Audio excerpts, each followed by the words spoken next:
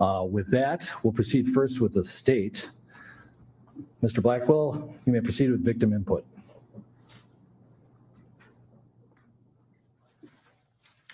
Your Honor, we have 4 victim impact statements. We will start with the 7-year-old daughter of George Floyd, Gianna Floyd, who will present hers by video.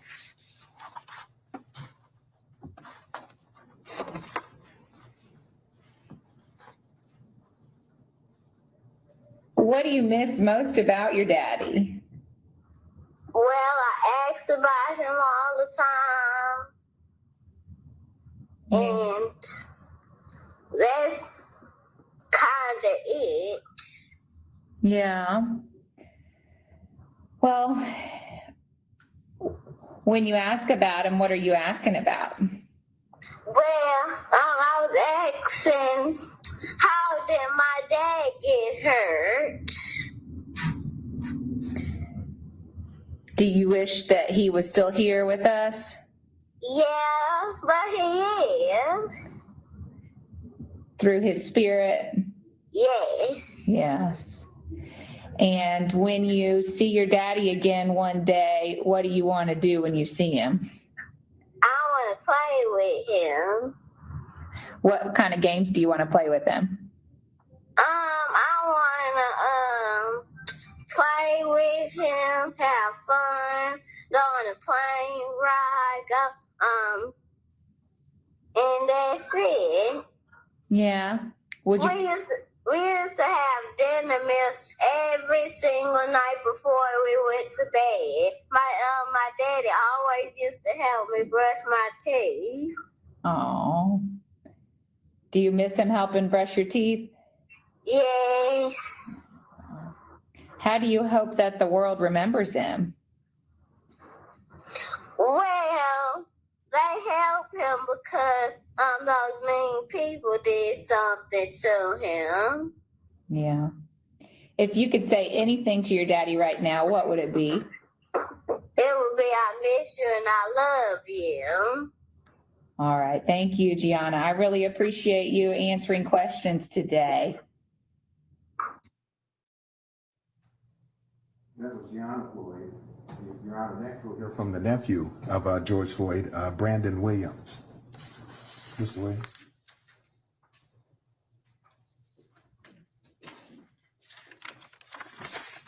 If you could begin by giving us your full name and spelling each of your names.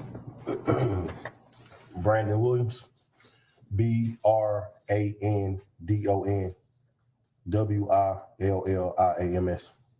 Thank you. You may proceed.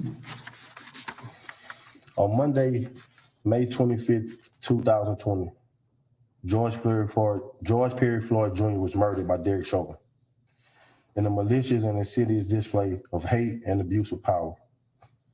Chauvin killed George. Not only did he kill George, but he also displayed a total lack of consideration for human life as he did so. You saw it, I saw it, and millions of people across the country and the globe witnessed the act of hate. A year and 1 month later, I stand there before you tasked with the duty of expressing how George's death has impacted me personally and the rest of our family. As I racked my brain and thought about what I could say today, I came to this conclusion. It is humanly impossible for me to stand here and convey or articulate the right words that would capture all that we are feeling and what we have felt over this period. So please bear with me as I attempt the impossible. The sudden murder of George has forever traumatized us. You may see us cry, but the full extent of our pain and trauma will never be seen with the naked eye. The heartbreak and hurt goes far beyond any number of tears we could ever cry. Words simply cannot express the pain, anguish, and suffering that our family and friends have endured since George's murder. It has been truly unimaginable, but not as nearly unimaginable as the defendant's decision to take the life of a human being with no regard for the effect it may have on others. Although Chauvin will be sentenced today and spend time in prison, he will have the luxury of seeing his family again, talking to them, and he will likely get to spend time with them upon his release. These are all luxuries that my young cousin Gianna was robbed of when Chauvin made the active decision to kill her father. There will be no more birthday parties, no graduations, holiday gatherings, or other family celebrations. The laughter, hugs, guidance, advice, sense of security, and those opportunities to simply say I love you are forever gone. They say time heals all, and while I generally believe that saying, it's challenging to do so given these unfathomable set of circumstances.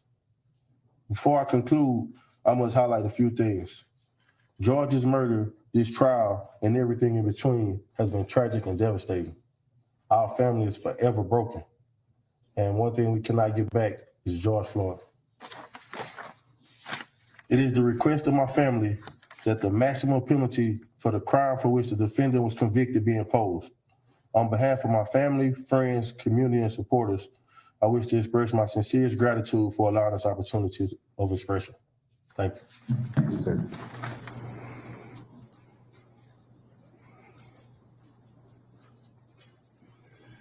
Your Honor, just for the record, this wonderful lady standing here is a Hennepin County victim advocate. Ms. Boswell is well known to the court. Yes, thank you, Judge. And so, Your Honor, we'll next hear from the brother of George Floyd, Mr. Terrence Floyd.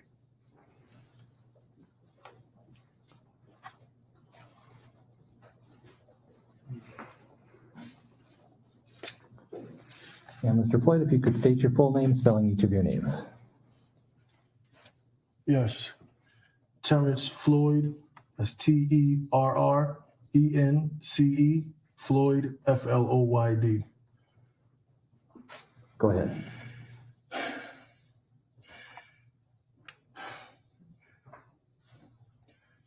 I'm here representing my brother. I'm from New York. On May 25th, 2020, my brother was murdered, everyone knows, by Derek Chauvin. The facts of this case were proven beyond a reasonable doubt, and 3 guilty verdicts have been rendered.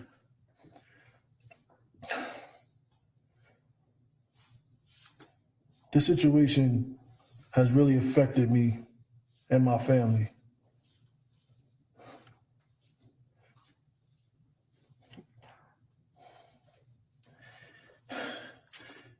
Any family member that has went through this, we are part of a fraternity of families, and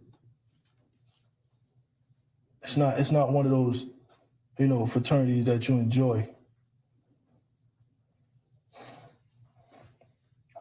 I just, over this last year and months, I actually talked to a few people, and I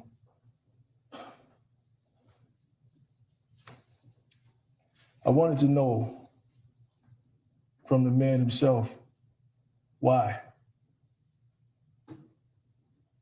What were you thinking? What was going through your head when you had your knee on my brother's neck?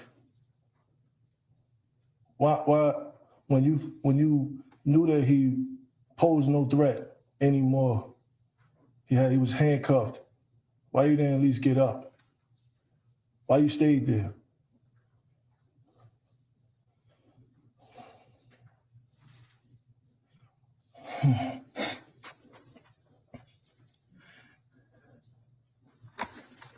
You take your time. A month before my brother was murdered, I was on the phone with him, and we had a long conversation. And as I looked at the video of my niece, the last conversation me and my brother had was he wanted to have play dates. He wanted to plan play dates with Gianna and my daughter. And we started setting it up. That can't happen. And I have to, my daughter's still young, but I still have to explain to her, because this is history. This is a case everybody knows about. So she's gonna find out, and I'm gonna have to explain that to her. And I think that's, to me, harder than even just standing here, that I have to talk to my daughter and tell her, you know, about her niece, about her uncle, about the situation. That's basically reliving it all over again, years down the line.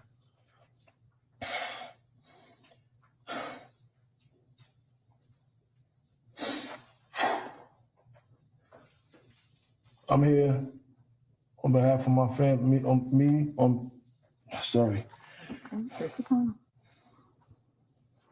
behalf of me and my family, we seek the maximum penalty. We don't want to see no more slaps on the wrists.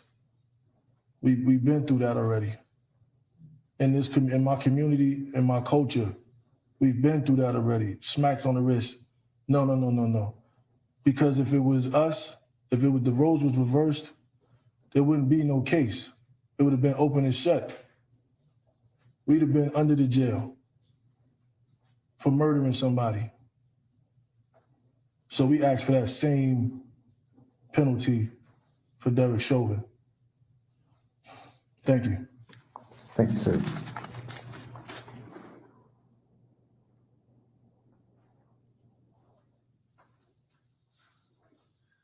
Your Honor, the final victim impact statement for the state will come from George Floyd's brother, Phalonis Floyd.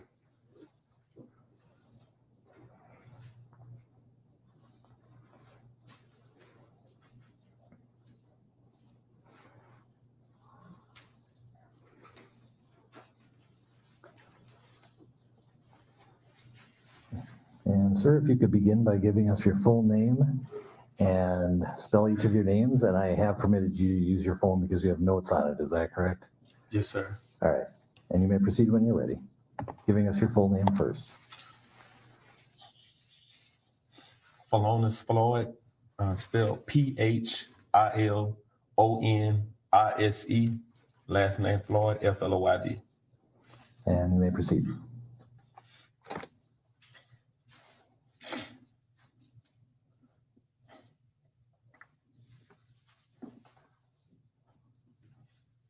One year ago, May 25th, my brother George was murdered by Derek Chauvin and his co-defendants in broad daylight with a knee to his neck for 9 minutes and 29 seconds.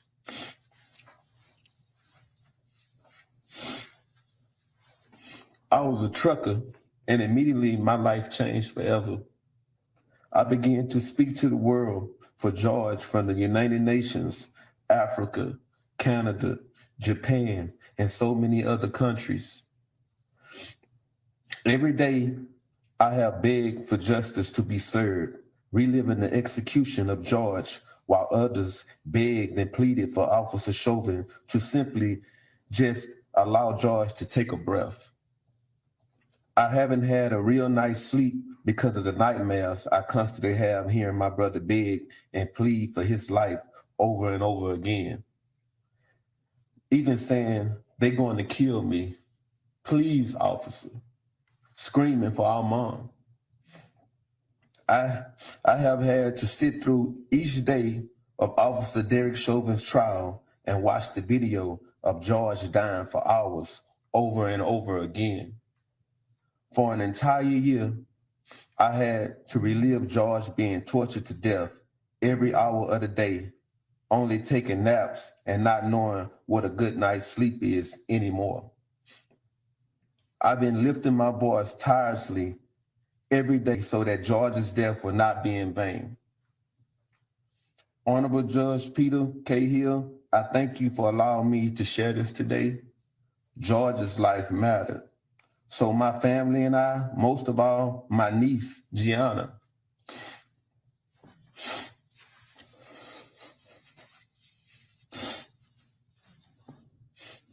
My niece, Gianna, she needs closure. I'm asking that you please find it suitable to give Officer Chauvin the maximum sentence possible, charge that he has been found guilty for. My family and I have been given a life sentence. We will never be able to get George back. Daddies are our daughter's first love. He would never be able to walk Gianna down the aisle at her wedding, attend those magical moments of her life like a daddy-daughter dance, sweet 16 party, seeing her out for prom graduations, and she would never be able to have any personal memories with her father. With a smirk on his face and children present, Officer Chauvin used excessive force and acted against his training. Chauvin had no regards for human life, George's life. I stand before you today asking you to please help us find closure by giving Chauvin the maximum sentence possible, making sure he does his time consecutively without the possibilities of parole, probation, or getting out early for good behavior. Thank you. Thank you, sir.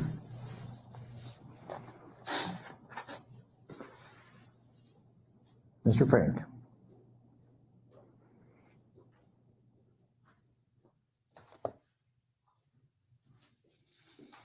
Thank you, Your Honor. Here today, of course, for sentencing, gives us an opportunity to speak about other matters that I think are involved in sentencing and where we are in the criminal justice system in the processing of this case. As a member of an elected office representing the people of the state of Minnesota, as well as people of the local community, I want to say a couple of things. And first of all, I want to really thank some of the police officers in the Minneapolis Police Department who, under great pressure, great stress, and to some extent at peril to their occupations, what they've devoted their life to, stuck to their oath and their commitment as police officers to speak openly and honestly about policing and the training that is given and received by police officers. Those officers didn't hide behind a blue wall. They came forward, they told this court and those jurors what they knew about training and responsibility. And I think they deserve recognition and credit for that. I would also like to thank members of the Bureau of Criminal Apprehension. You know, those agents get called in, great sacrifice to their personal lives. Whenever things happen, they go. They did that here, and under really extraordinary circumstances, completed a very professional and thorough investigation. Conducting interviews is hard enough, but conducting them in the atmosphere of the city following the murder of George Floyd was even more difficult. And they did so, I think, above and beyond the call of duty. And I want to thank them for doing that on behalf of the whole prosecution staff. Your Honor, I want to thank the family, the loved ones, the friends of George Floyd. They have been through so much more than families involved in murder cases. He's right. It's a fraternity you don't want to be part of.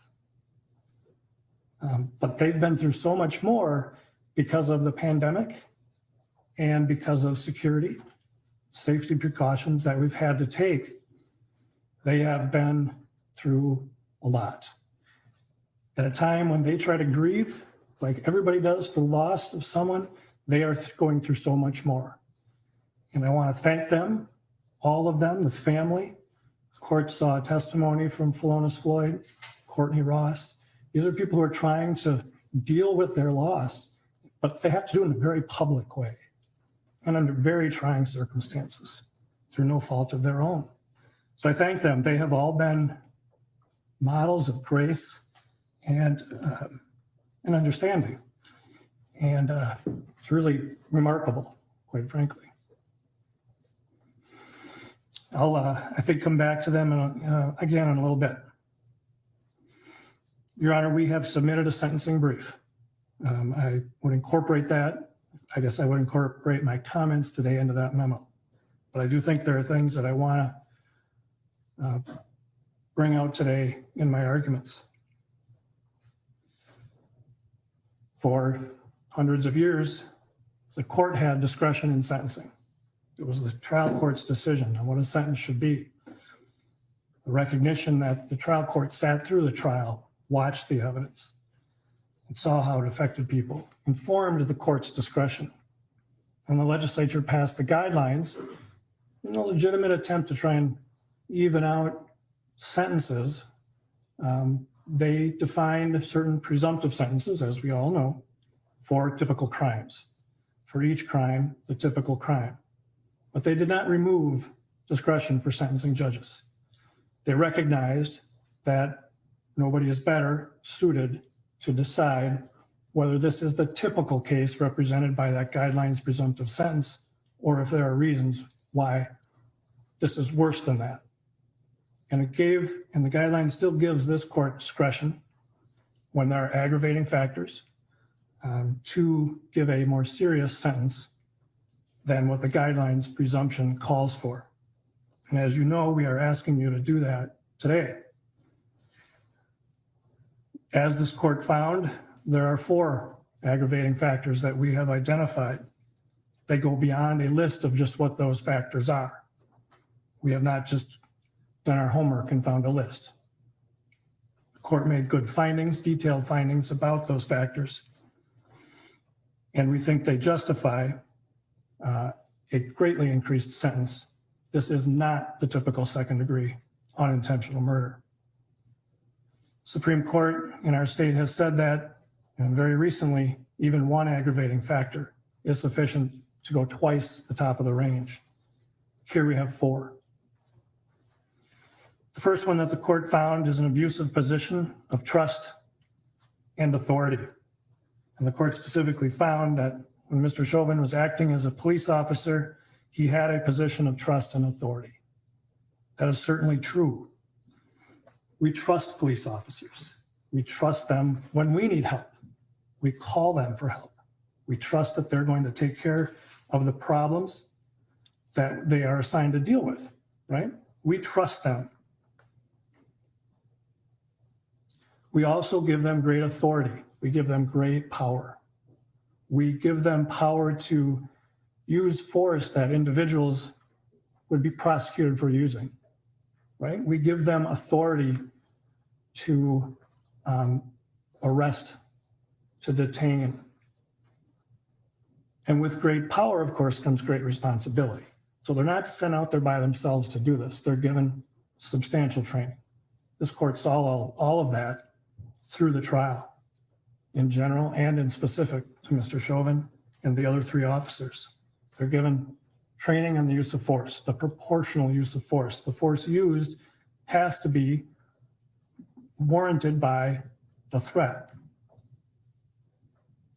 They're given training on de-escalation because we recognize that police officers are called in when people are not having their best day, when people might be affected by mental illness, drug abuse, any number of issues. They're just having a bad day, and they're trained for that and should be. And they're taught how to use that to de-escalate and control a situation. They're taught medical intervention. They're taught to provide medical attention to people who need it. Being a police officer is a difficult job. We ask a lot of them. It's a profession, there's no doubt about it. But we give them a substantial amount of training, and most officers do it right. This case wasn't about police officers, all police officers. It wasn't about policing. This case was about Derek Chauvin disregarding all that training he received and assaulting Mr. Floyd until he suffocated to death. One of the things that you heard, Your Honor, and the jurors heard that can really encapsulate, I think, a very important issue here. 7 words: in your custody is in your care. And it's a real simple mantra. It's a real easy thing to remember. You're going to take custody of somebody, You have to provide care. You have to do it in a caring way. You can't simply disregard their care. Mr. Chauvin abused his position of trust and authority as a police officer by doing just that, just disregarding all his training. It was an abuse of that because what did he decide to do? We often are forced in this, criminal justice system to infer people's state of mind by their conduct and their statements. What was Derek Chauvin's end game here? What was the plan? It seems apparent the plan was hold him down until we can dump him in an ambulance and no longer have him be our problem. You recall he said to Charles McMillan, "He's a big guy, might be on something." That's it. He held Mr. Floyd down as Mr. Floyd begged for his life. He had the other officers help in that regard. And rather than doing the simple expedient of putting him on his side, he said, yeah, He was dismissive to that duty of care.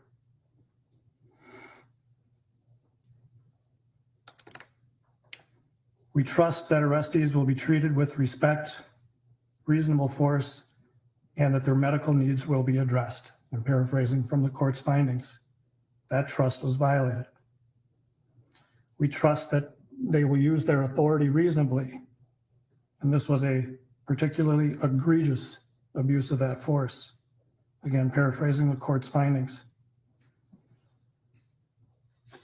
The typical second-degree murder does not involve that extent of abuse of a dearly held position of abuse or a position of authority and trust by the community, by individuals of the community. Your Honor found that Mr. Floyd was treated by Mr. Chauvin with particular cruelty. I think tortured is the right word. We know that, we've all seen it. Mr. Floyd did not want to be in the back seat. That's it. That's the rub. It was the need to get him in that back seat no matter what. And we all saw that once he was pulled out of that back seat, he calmed right down, even willingly went down to the ground. I'm going down, he said. He went down to the ground, not fighting, not punching, and he was placed initially on his side. He's already handcuffed. He's placed on his side in the recovery position, like he should be, because he's trying to breathe, and then quickly placed prone on the ground, face down. Mr. Chauvin put his left knee on George Floyd's neck, his right knee on George Floyd's back, face down on the pavement. Had Officer King sit on Mr. Floyd's waist area and had Officer Lane hold his feet down. You can even see Mr. Floyd trying to pull his feet up. We all are going to fight to breathe. Everybody knows that fear when you all of a sudden realize you're having trouble breathing. It's just innate, right? We want to survive. We know we have to breathe. And there's an automatic reaction when you begin to feel like that is threatened. And you can see Mr. Floyd going through that. He tries to pull his feet up. But he's held down by these three officers while Officer Tao is looking on. Later, of course, goes to keep the people who want to help away. He's placed face down on this pavement so harshly that it rubs the skin off his face. He has injuries to his face from being face down on that pavement. He has injuries to his knuckles from just trying to lift himself up. And he's telling Officer Chauvin, I can't breathe. I'm dying. And Mr. Chauvin's response was, And all this time, imagine what Mr. Floyd is going through. If we're going to talk about particular cruelty and torture, really try to appreciate what he's going through. He knows he's suffocating. We all know that feeling of not being able to breathe enough. and he's begging, he's pleading, and he's being ignored. His concerns are being dismissed by somebody who has taken custody but not care. He was kept in that prone position for 9.5 minutes and was suffocated. There's no other way to say it. That's particularly cruel. That is more cruel than the typical second-degree unintentional murder. Significantly more. This is not a momentary gunshot, punch to the face. This is 9.5 minutes of cruelty to a man who was helpless and just begging for his life. This court found that there were children present, standing only a few feet from these officers. These children, who were ages 17 and one child age 9. Why is that an aggravating factor? Well, I think everybody can figure that out, right? It's particularly bad to commit a crime in front of children. We've heard a lot of academia about, the development of the young brain and how long it can take. And here you got a couple of teenage girls, a 9-year-old girl. How are they going to process this? Standing feet from a man being suffocated by police officers. Such a stark sight that one of the children even says, we got to call the police on the police. How do you process that as a 9-year-old?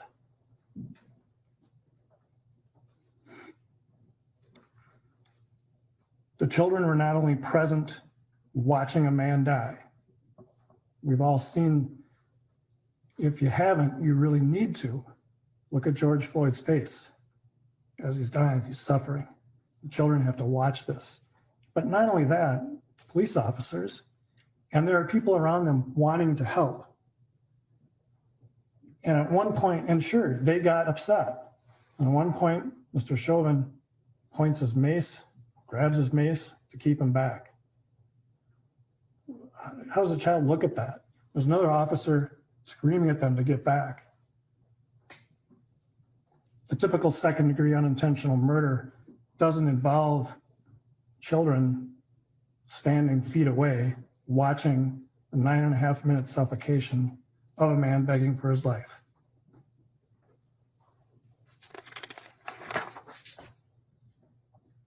This court also made a finding that the defendant committed the offense with the involvement of 3 or more other persons.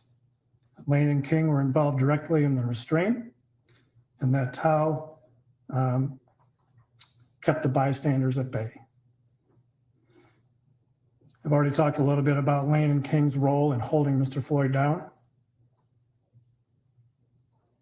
They recognized that he was pulseless, that Mr. Floyd was pulseless at one point, and yet really made no effort to take care of the person in their custody. Officer Tao watched most of the suffocation and then only went over to keep people from giving help. One person who is identified as a medical trained firefighter for the city of Minneapolis, and that was dismissed. Like, are we going to believe her? So they kept trained medical people from providing help. These were all uniformed peace officers, adding to that abuse of trust and authority. I know the defense has asked the court for probation. I'm not going to spend a lot of time arguing that. It's so outside of the realm of, I think, real possibility. This is a murder. I understand some of the arguments made on behalf of Mr. Chauvin. I can't understand what his family members and friends are going through. I can't. But it's certainly not enough for a departure to probation for a second-degree murder. We believe, Your Honor, that these 4 aggravating factors and the findings that the court has made certainly justify an upward departure because there are 4 of them, not standing alone, but in a sense, not overlapping, but coming together to show This is not the typical second-degree murder. This is egregious. And this justifies a double upward departure. From the top of the box, which is 180 months, we're asking the court to do a double departure, recognizing all four factors, to 360 months. As I mentioned before, Your Honor, this is sentencing. This is the time for victims, right? This is the time for the loved ones of the victim and the community to have a say. Again, I commend this family. I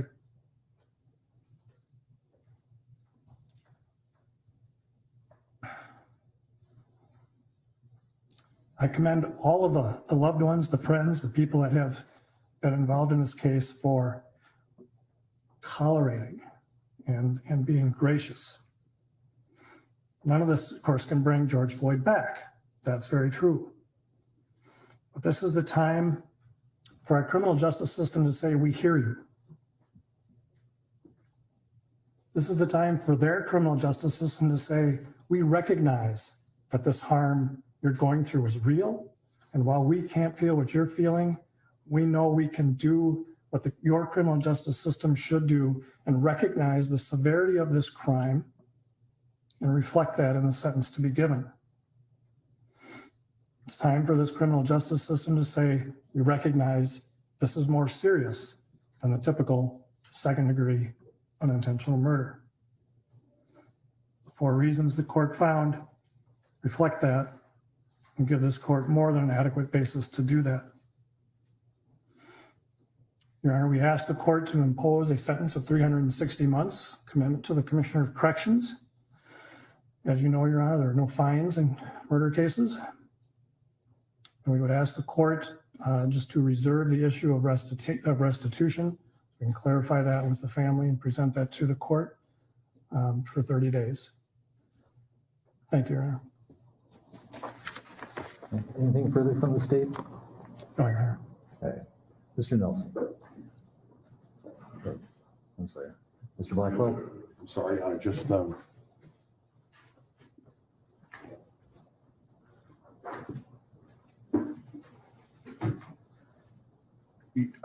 thank you, Your Honor. Your Honor, at this time, the defendant's mother, Carolyn Palenti, would like to address the court. If you could state your full name, spelling each of your names, and proceed when you're ready. Carolyn, Carolyn, Palenti, Pawlenty.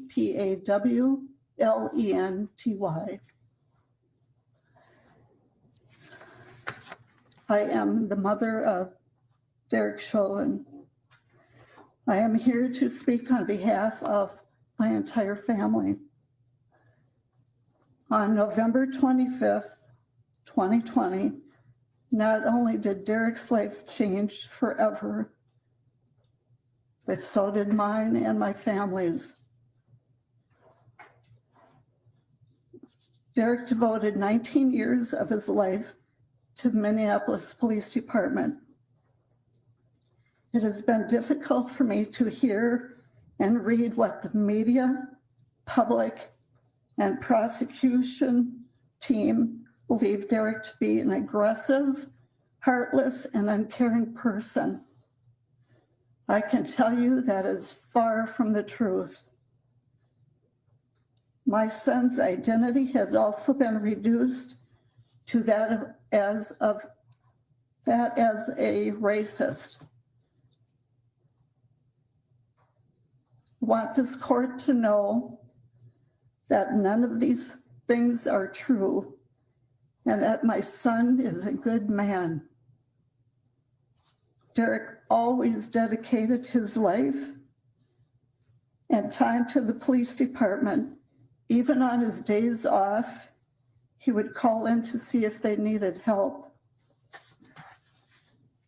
Derek is a quiet, thoughtful, honorable, and selfless man.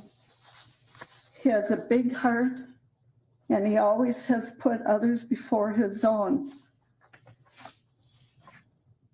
The public will never know the loving and caring man he is, but his family does. Even though I have not spoken publicly, I have always supported him 100% and always will. Derek has played over and over in his head the events of that day. I've seen the toll it has taken on him. I believe a lengthy sentence will not serve Derek well. When you sentence my son, you will also be sentencing me.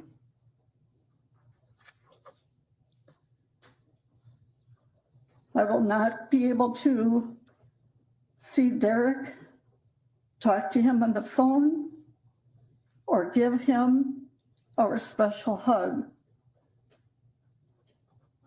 Plus the fact that when he is released, his father and I most likely will not be here.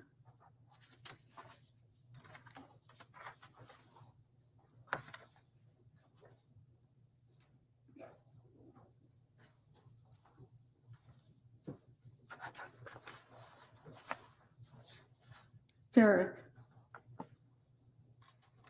my happiest moment is when I gave birth to you. And my second is when I was honored to pin your police badge on you. I remember you whispering to me, "Don't stick me with it." Derek, I want you to know I have always believed in your innocence, and I will never waver from that. I have read numerous letters from people around the world that also believe in your innocence.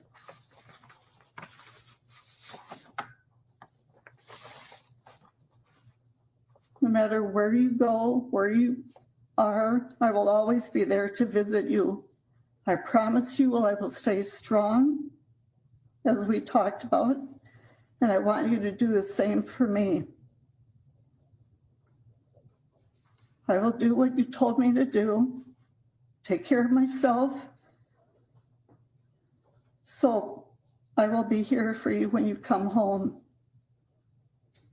Remember, there is no stronger bond or love than a mother's love. One final thought I want you to remember. Remember, you are my favorite son. Thank you for your time. Mr. Nelson.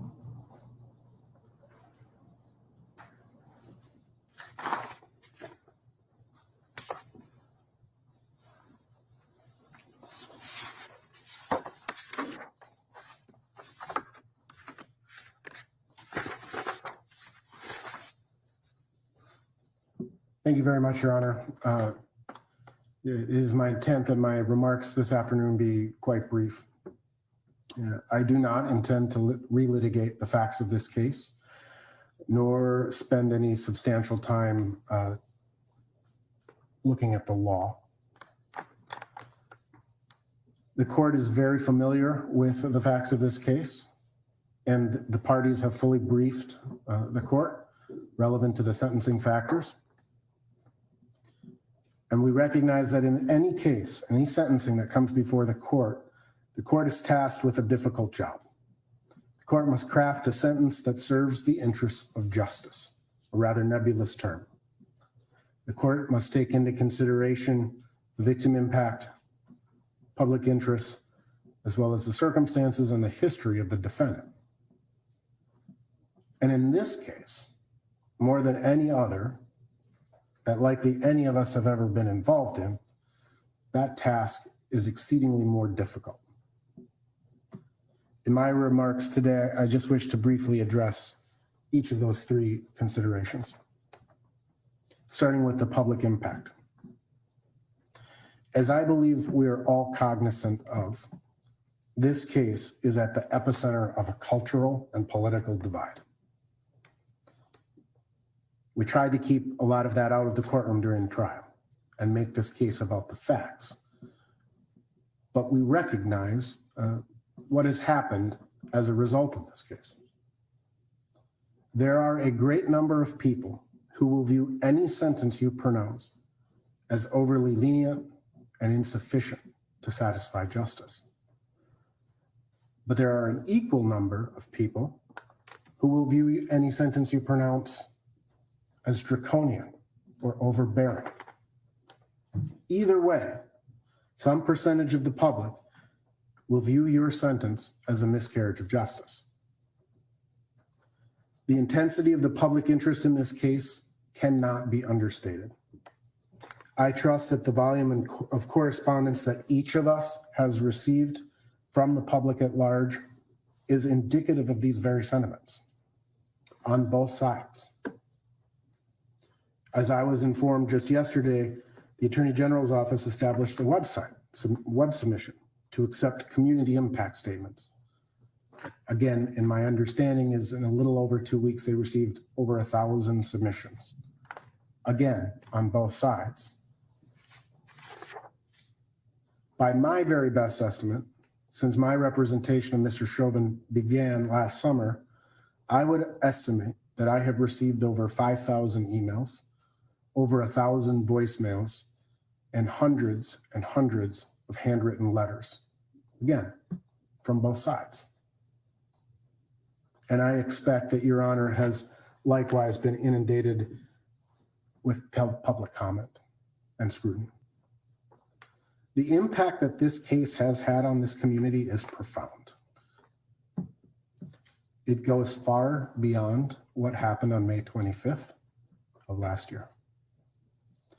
It has been at the forefront of our national consciousness, and it has weaved its way into nearly every facet of our lives, from the entertainment that we consume to the presidential politics, from protests to conspiracy theories. In the end, it is my sincere hope that when this proverbial dust settles, the community impact brings forth principled debate and civil public discourse, and ultimately leaves a positive effect on the city of Minneapolis, the state of Minnesota, and the United States.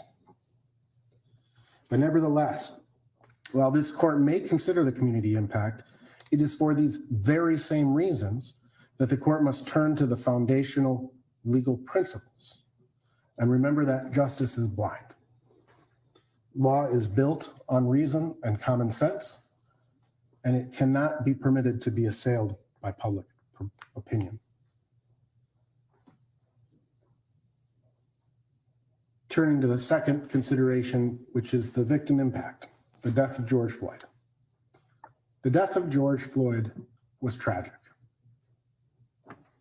He is loved by his family members. He is loved by his friends. And his death is justifiably mourned by those whose lives he impacted. He is a son, a brother, a father, an uncle, and a friend to many. And as the court heard today, the impact and the loss of his life, simply just, it can't be simplified. And it will take time. Finally, Your Honor, the court must take into consideration, just like it has to take into consideration the aggravating factors, it needs to take into consideration the mitigating factors. And the mitigating factors as set forth by the sentencing guidelines really point to the TROG analysis, essentially, ultimately in this case. We're not going to spend a lot of time, again, arguing for a probationary sentence. That's briefed. But that being said, when we look at the TROG factors, who is Derek Chauvin? Derek Chauvin spent 19 years as a Minneapolis police officer. He loved being a police officer. I was contacted during the course of my representation and have had numerous conversations with his fellow police officers that worked with Derek, some retired, some still active. And they told me that he was a solid police officer, that he did his job, that if somebody asked him to do a particular task, he never complained, he did it. One person told me that if one of his sergeants told me that if I had asked him to dig a ditch for 8 hours, he would have picked up a shovel and he would have never complained for a second. He would have done his job. He was decorated as a police officer, multiple life-saving awards. He was decorated for valor. He was proud to be a police officer because what he liked to do was help people. And as the statistics show, the vast majority of police work is helping people. He was proud to be a Minneapolis police officer. He served his country as the United States in the United States Army. And he too is a son, and a brother, and a father, and a friend. He too, his life, the life he's lived, he's not coming into this as a career criminal with 6 points, 5 points, 4 points. He's coming into this never having violated the law because he lived an honorable life and he attempted to live an honorable life. Derek Chauvin was not even scheduled to work on May 25th, 2020. He volunteered because there was short staffing at the time. I know from numerous conversations that I've had with Derek that his brain is littered with what ifs. What if I just had not agreed to go in that day? What if things had gone differently? What if I never responded to that call? What if, what if, what if? The truth of the matter is, and the end result is that we are here after a jury verdict, finding him guilty of these offenses. And the court's consideration should not only be focused on the aggravating factors, but the mitigating factors as well. The Minnesota Sentencing Guidelines Commission was established for a reason. And yes, the court in circumstances like these has discretion to go beyond and aggravate a sentence beyond the presumptive sentences established by the sentencing guidelines. But the sentencing guidelines don't differentiate between second-degree murders. Someone robs a liquor store, a police officer is involved in an incident, and a person dies in police custody. The law presumes, the legislature presumes that the sentencing guidelines as established is a sufficient penalty for all of the second-degree murder categories or cases you would see. From 2019 back to 2010, a total of 90 people were sentenced for second-degree murder. Those sentences, those people, there were more than that, but people who had a 0 criminal history score, more than 90 people were sentenced. 67%, or 60 of those 90 people, received a guideline sentence of 150 months. So 2/3 of all people in this same position received a guideline sentence. 20% received an aggravated sentence, 18 of the 90, and 13% or 12 individuals were granted mitigated departures. So if the legislature and the intent of the sentencing guidelines is to eliminate sentencing disparity, the law should presume that the guideline sentence is what is appropriate in this case. Judge may take into consideration at this point those aggravating factors, but you have to counterbalance them, which is the goal of the law, with the mitigating factors. I know that this has been an incredibly difficult case for the Floyd family to have to endure. The state of Minnesota, likewise, the prosecutors in this case have endured quite a bit, as has Mr. Chauvin's family. This is a case that has changed the world to some degree, and I hope it's positive.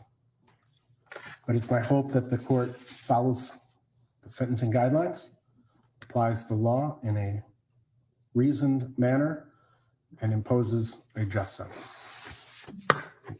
Actually, Mr. Chauvin, would you join Mr. Nelson at the lectern?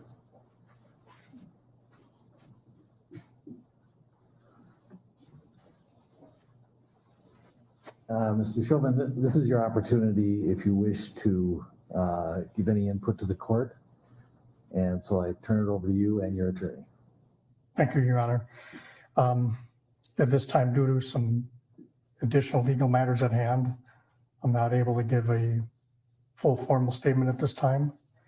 But very briefly, though, I do want to give my condolences to the Floyd family. There's going to be some other information in the future that would be of interest. And I hope things will give you some peace of mind. Thank you. And I'll note that I did read your comments in the pre-sentence investigation as well. Thank you. All right, we are going to take a 15-minute recess so that I can complete the sentencing order based on what I've heard today. And let's reconvene at 2:45. We're in recess. Peter Cahill ordering a recess in the proceedings that will lead to the sentencing of Derek Chauvin, the former Minneapolis Police Department officer convicted of second-degree murder in the death last May 25th, 2020 of George Floyd. Court is now obviously in recess. What we heard is victim impact statements, not only from the Floyd family, but we also heard from Derek Chauvin's mother, and we heard from lawyers on both sides. Judge Cahill will hand down Derek Chauvin's sentence when court resumes, and he said 2:45 p.m., that would be Minneapolis time. Let us bring in Keira Dougal, Jody Armour, and Lorenzo Boyd. Keira is a CBS News legal contributor, former federal prosecutor. Jody is a law professor at the University of Southern California Gould School of Law. Lorenzo is vice president for diversity and inclusion and the chief diversity officer at the University of New Haven. Keira, what do you make of the family's impact statements and what we've seen so far in this proceeding? Right. One of the things that you often hear at sentencing and submissions on behalf of the defendant are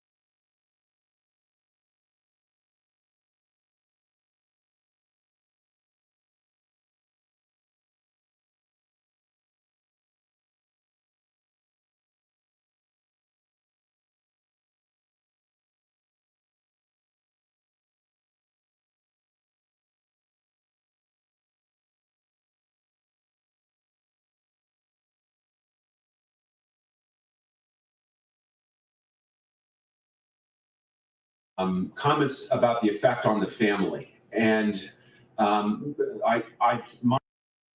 that you've heard anti-incarceration, kind of decarceration people saying that we need to think about the cost of imprisonment and the impact on the families. And a lot of those people are arguing against the new Jim Crow and racialized mass incarceration when they say that. So it's interesting to hear that argument now being made by the mother of a police officer saying, consider the price you're paying. And maybe, you know, some would say, why don't we consider that price more? Maybe we should move in that direction more. But I suspect that the judge here is probably going to go in that, as Keir was saying, in that 20, 25 range, maybe 30. Lorenzo, I want to ask you about Terrence Floyd, George Floyd's brother, who asked the judge not only for the maximum sentence, but he said, don't let this be a slap on the wrist. Our community has seen that enough.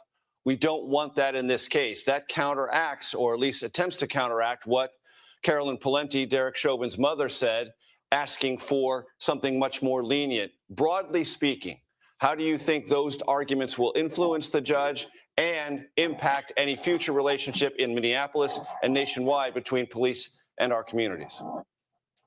Well, I think the whole world is watching at this point.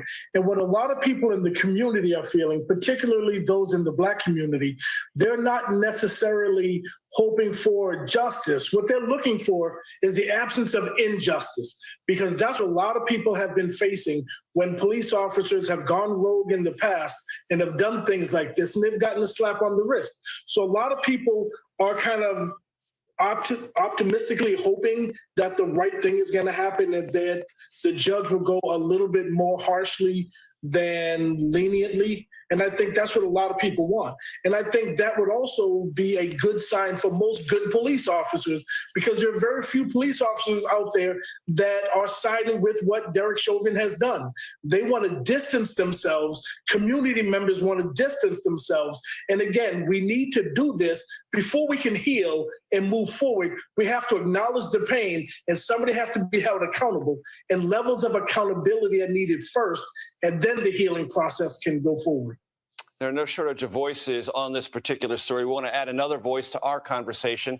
Jessica Levinson, she is a CBS News legal contributor and professor at Loyola Law School. Jessica, I want to ask you about something that Eric Nelson said, the defense attorney for Derek Chauvin, at the top of his proceeding. He said, this case lies at the epicenter of a cultural divide.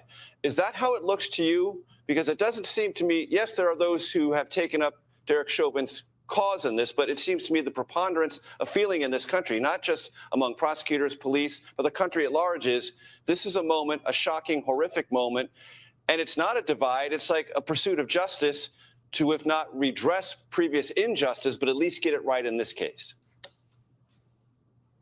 I completely agree with you, and I wish I could say something else, because it would make for a more interesting conversation if I said, well, yes, but on the other hand. And when I heard that, I just kind of shook my head and I thought, look, there's only so much that he can argue. And therefore, I think he's trying to say there's a schism. We heard Eric Nelson, the defense attorney, later say things like, I've heard from people on both sides, continuing this theme of, I know that a lot of people are pushing you to say that we should do something that's very stringent. But on the other hand, there's a lot of people pushing for something lenient. He said, you know, they're both family men, really trying to, I think, treat this as almost an apples to apples situation. But no, I think you're exactly right that we have achieved as a nation, I think, largely a moment of reckoning about the criminal justice system, where we might have different views about how to get to a better place. But I think there's widespread acknowledgement that there has been systemic injustice. And this idea that the country is divided, at least from my perspective, is one that, you know, it's one of the few things he has left to argue, but is not a particularly compelling idea. I want to ask you about the statistical part of Eric Nelson's presentation near the end, because he has to know, and the judge has to know, that whatever the statistical numbers suggest in previous sentencing of second-degree murder cases, this one is different, that it's different for a law enforcement officer. It's different if the judge has already agreed that there's an aggravating circumstance based on lack of carrying out that requirement of being a police officer, carrying out the public trust. I guess he has to argue that way as best he can, but he also has to know deep down inside that that is probably unlikely to persuade the judge. I think so. And frankly, I feel like I had a little deja vu all over again from watching the trial, where I remember having a conversation and saying, look, there's only so many places he can go with this case. And I think there's only so many places he can go with this sentencing. Now, if we look at the sentencing, yes, presumptively, you are looking for a first offender at 12.5 years in Minnesota for second-degree murder. But there's so many things, as we said, about this situation that are unique. The aggravating factors that were mentioned, the issues of children being there, the duty of care, the particular cruelty. Now, there is something, however, I think that's in favor of seeing a lighter sentence, which is there is a fairly old, or it's just a few decades old, Supreme Court case where the court acknowledges it dealt with a Los Angeles Police Department officer.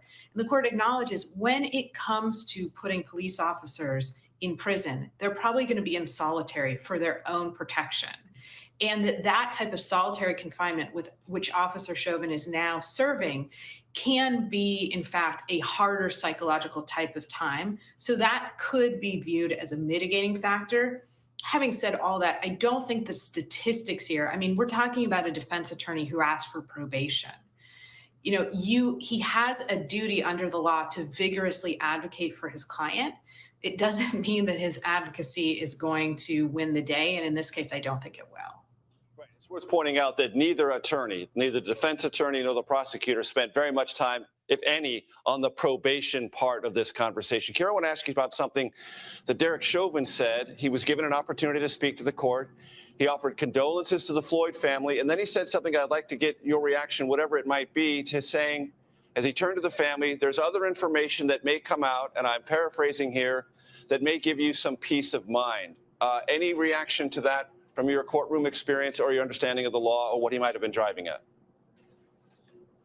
I don't know. It seemed very speculative to me. It almost, it didn't seem particularly helpful to me.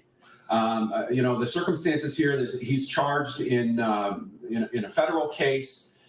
His ability to speak here is limited because, as we've mentioned earlier, he can hurt himself with what he says. If he says something that is incriminatory or directly related to the conduct that he's being sentenced for now. So he was on very tricky ground. But that particular remark, I thought was, you know, like teasing something that he knows it's going to come out. I thought was not particularly helpful. And frankly, my reaction would be one of being unsettled. If I were in Mr. Floyd's family, I would be unsettled by that. I'm not sure that that's helpful at all.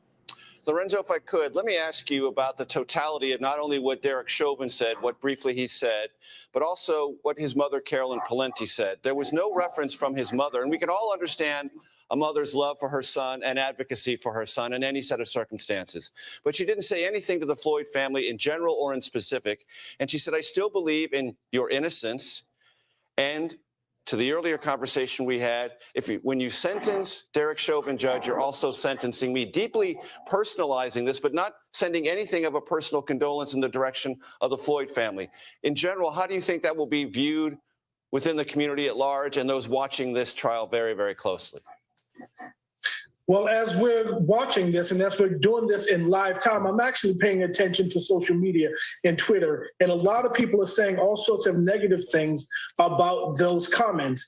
We expect that from a mother, but the fact that it didn't speak at all to the death in the Floyd family, didn't send condolences at all, that actually didn't resonate at all with a lot of people on social media. And I think it was problematic in the fact that we have lost a life here. Somebody is dead because of the actions of your son, but yet you still paint him as an angel. That did not resonate on social media at all. And I don't think that was helpful at all, but it's also not unexpected. That is what we expect a mom to say about her child. Just to reset the situation for our audience here, Judge Peter Cahill, presiding, has said he will come back to the courtroom 2:45 local time. That's about 2.5, 3 minutes away, if in fact he does come at that time. Jody, I want to just give you an open-ended question here based on the things we've talked about or things we haven't yet talked about that you think are worth elevating before Judge Cahill comes back to the bench. just that it's interesting that we're in a moment of accountability, demanding accountability for police misconduct. At the same time, we're at a historical moment when we're asking ourselves to rethink blame and punishment, to move away from retribution, retaliation, and revenge as a way of approaching even violent criminals and move toward restoration, redemption, and rehabilitation. You saw Larry Krasner in Philadelphia beat down, trounce an opponent in his second run, Chase Boudin up in San Francisco, George Gascon down here in LA. A lot of voters are getting behind a new way of approaching and thinking about blame and punishment that doesn't really kind of play on this kind of script that we're seeing today, which is understandable, that maybe the way you show you care is by heaping more punishment on the victimizer, right? But that moral compass got us 30, 40 years of racialized mass incarceration that we call the new Jim Crow. So it's a moment for us to sit back and reckon with and think about that tension. Jody, thank you very much for your thoughts. Control room, where are we? Do we see? We're still waiting for Judge Cahill to come back to the bench. I want to continue the conversation. Keir, help the audience. From your experience as a former federal prosecutor, what are we likely to see? Is this going to be right as soon as he gets to the bench, he's going to start saying this and we're going to get to the meat of this matter? I think he'll get to it pretty quickly, but I expect that he may make remarks about the two versions of Derek Chauvin that you see in a sentencing of a defendant, right? So you see the conduct, the horrible conduct throughout the trial, and then you see at sentencing the picture or the alternate picture of a loving son, of a father, of someone who was devoted to his job on the police department, portrayed as someone who was trying to be a good member of society. And this is why every judge that I've ever heard speak about sentencing says that this is the most difficult part of their job. They have to reconcile what they see in the trial with the sentencing presentation by the defense and in the PSR of someone like this with no prior criminal history of behaving in completely different ways. So I think you may see the judge acknowledge the presentations on both sides and the two versions of Derek Chauvin that have been presented to us. And then I think quickly you'll understand, or you'll get to how the judge sees the case. And Keir, understanding that we're under the time elements here, if the judge walks back in, I'm going to have to cut you off. But as I understand it, it was put before the judge to decide if these other aggravating circumstances existed, not before the jury. Does that matter, and is that important in any way that we should be thinking about? Well, it matters in the sense that it allows the judge to depart upward.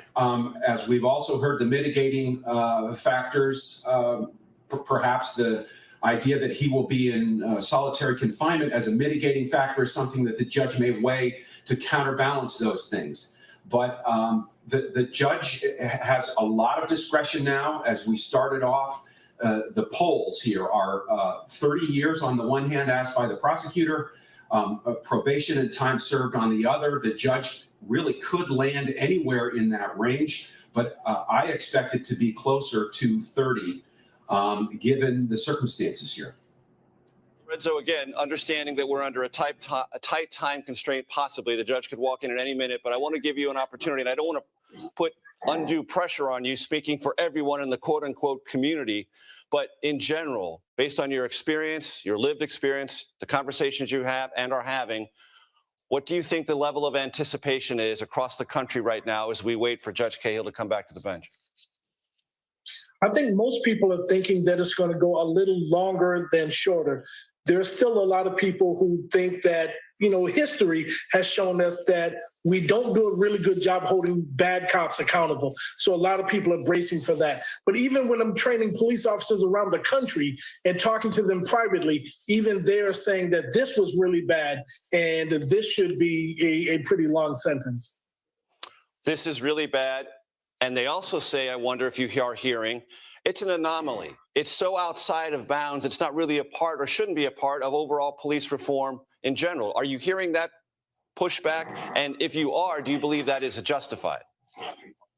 I am hearing that. No, I don't think it's justified at all. because all of this plays into what reform is. We're trying to make policing better. And we keep hearing time and time again that there's one or two bad apples. Well, actually, there's a whole lot of bad apples, and we need police reform. We need it from the legislative perspective. We cannot expect policing to fix itself. So we need all sorts of intervention from all sorts of places to let the good police officers continue to be good officers, but hold the bad officers accountable. Lorenzo, let me pick up on that. When you say we need reforms, if you could, one or two that you think would be essential to this conversation, essential to a new reality in the way police officers interact, de-escalate or deconflict situations that in the past have led to the use of lethal force. I think the problem is we start at the point where the citizen and the police officer come in contact with each other. We need to go way before that. Instead of reimagining policing, we need to reimagine training. We need to increase levels of empathy and compassion. We need to increase critical thinking skills and communication skills. We need to get police officers out of their car into the community. We need police officers to understand the lived experience of the people that they're policing. That way, the police won't seem like an occupying army of outsiders, and they'll seem like they're part of the community. That's where we need to start with policing. We need to overhaul policing, the whole way we do it, the whole way we do training. And I think we can do that, but we need legislative help doing it. Lorenzo, I'm going to continue this conversation with you because it's an important topic and you have some particularly powerful insights. I've covered legislatures in Washington, the Congress, since 1990. I've also paid a lot of attention to state legislatures, and I can hear them saying already, wait a minute, Lorenzo, all the things you described are kind of atmospheric. They're holistic. We write laws with specific language and specific words that are scrutinized for years and years afterwards. How do we come up with legislative language that begins to put into paper and put into action what you've just described? I think it's about how the laws are written. First of all, to say that using a chokehold is against policy tells me I can still do it, but I'll get a slap on the hand. But saying that using a chokehold is illegal and we will then charge you criminally is a very different thing. The level of accountability that we need starts there. And to borrow the final summation from the OJ trial, who polices the police? We can't allow the police to do that. We need legislative reform at a national level. On the bench. We are going to pause for a moment in our coverage so we can begin a CBS News special report.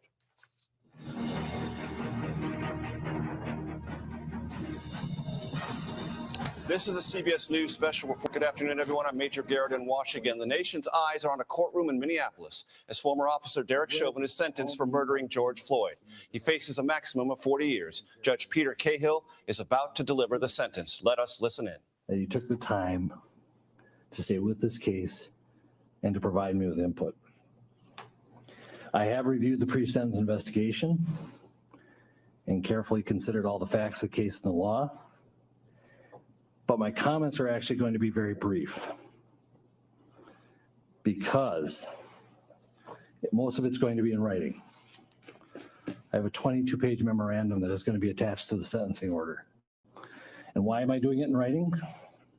To emphasize the fact that determining the appropriate sentence in any case, and in this case, is a legal analysis.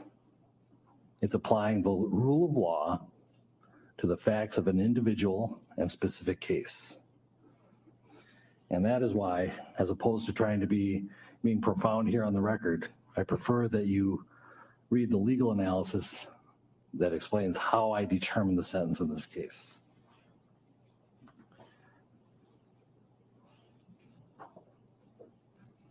What the case is, or what the sentence is not based on, is emotion or sympathy.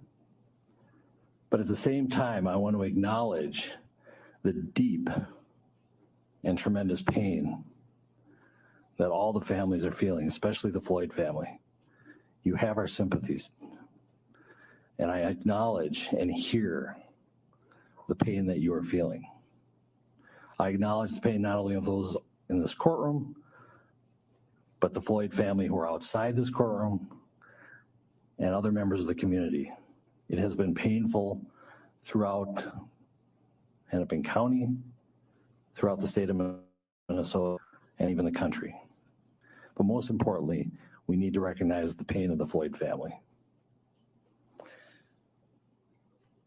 I'm not going to attempt to be profound or clever because it's not the appropriate time. I'm not basing my sentence also on public opinion. I'm not basing it on any attempt to send any messages. A trial court judge, the job of a trial court judge is to apply the law to specific facts and to deal with individual cases. And so,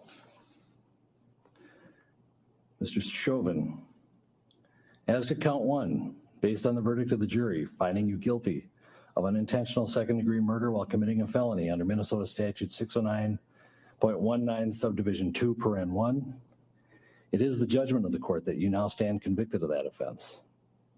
Pursuant to Minnesota Statute section 609.04, counts 2 and 3 will remain unadjudicated as they are lesser offenses of count 1.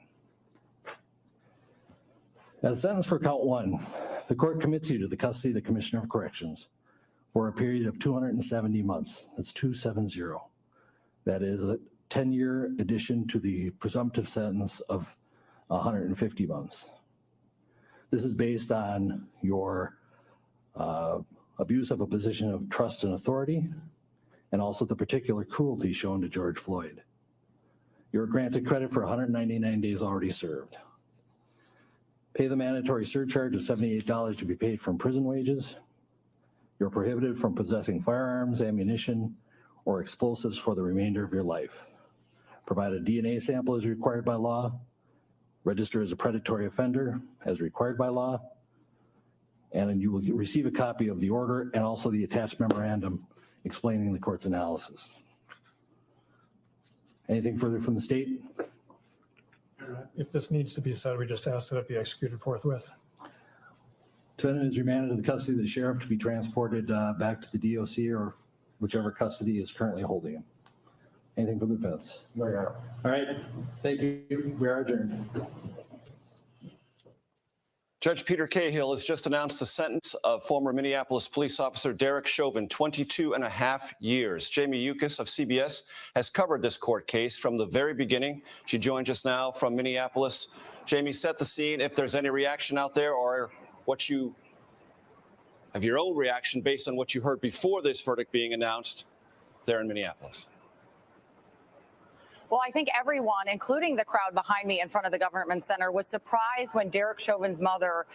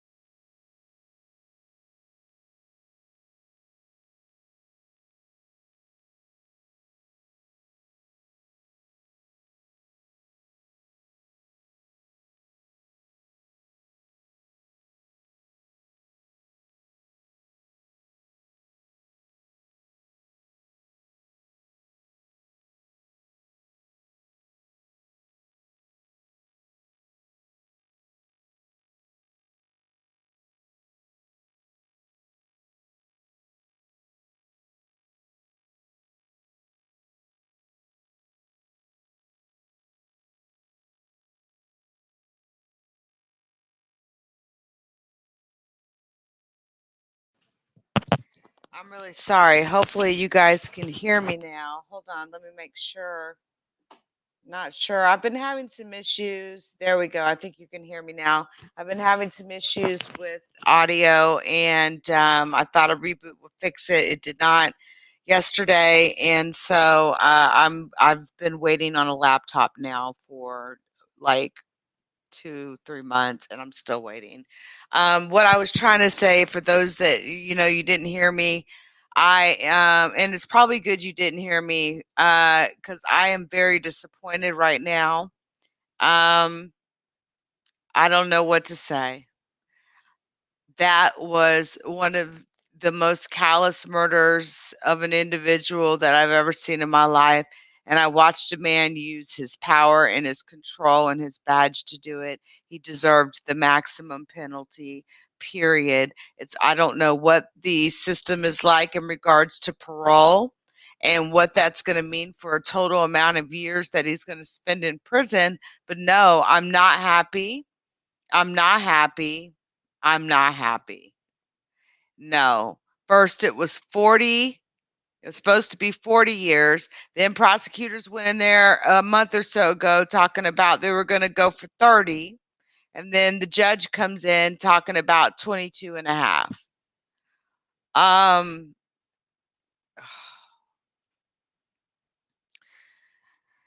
We watched a man literally lose his breath and suffocate to death for almost 9 minutes straight while people begged.